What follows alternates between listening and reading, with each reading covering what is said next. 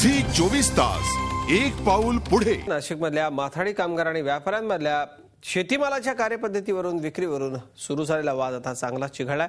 दोन्ही पक्ष आपल्या भूमिकांवर ठाम असल्यानं कामगार मंत्र्यांच्या कोर्टात निर्णय लागत नाही तोपर्यंत बाजार समिती बंद राहण्याची शक्यता आहे। मात्र या सगळ्या वादात सर्वसामान्य शेतकरी भरडला जातोय। नाशिकमध्ये माथाडी कामगार आणि व्यापाऱ्यांमधल्या शेतीमालाच्या कार्यपद्धतीवरून सुरू झालेला वाद चिघळलाय।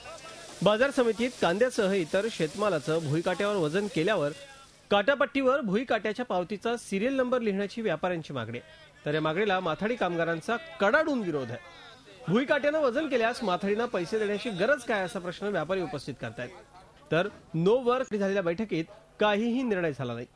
वेबिरी जर त्याचं वजनमाप झालं आणि ते जर त्याची पावती बनवण्याचा प्रसंग आला तर आम्ही त्या पावतीवरती आमच्या प्रचलित पद्धतीने पावती बनवणार होतो। अशा पद्धतीचा आमचा ठोस निर्णय आणि ठाम निर्णय त्यांना सांगितला आणि बाजार समितीने त्या ठिकाणी किंवा पणन संचालकांनी या ठिकाणी आमच्या निर्णयाप्रमाणे त्या ठिकाणी निर्णय घेण्याचं मान्य केलेलं आहे। दोन विभागाचा समावेश आहे याच्यात, पणन विभाग आणि कामगार विभाग। माथाड्यांचं किंवा माथाडी कायदा आहे त्याचं अंमलबजावणी कामगार खातं करतं। तर त्यांच्या लेवलवरती आणि पणन विभागाच्या लेवलवरती एकदा त्यांच्या कामगार विभागाच्या बाबतीत जे काही निर्णय होईल त्याच्यानंतर पणन विभागाच्या मार्फत आम्ही बाजार समितीच्या बाबतीत एक मॉडेलिटी वर्कआउट करू। त्याच्यात व्यापारी आणि माथाडींच्या भूमिकेमुळे शेतकऱ्यांचं मात्र मोठं नुकसान होतंय। शेतकऱ्यांवरती यावर्षी दोन प्रकारचं संकट आलेलं आहे, एक अस्मानी संकट आणि एक सुलतानी संकट। अस्मानी संकट पाऊस पाण्याचं आपण पाहतोच आहोत, दुष्काळ अतिवृष्टी वगैरे हे सगळे येते, त्याच्यामुळे कांद्याचं क्षेत्रच यंदा खूप कमी झालेलं आहे। तो एक भाग होता आणि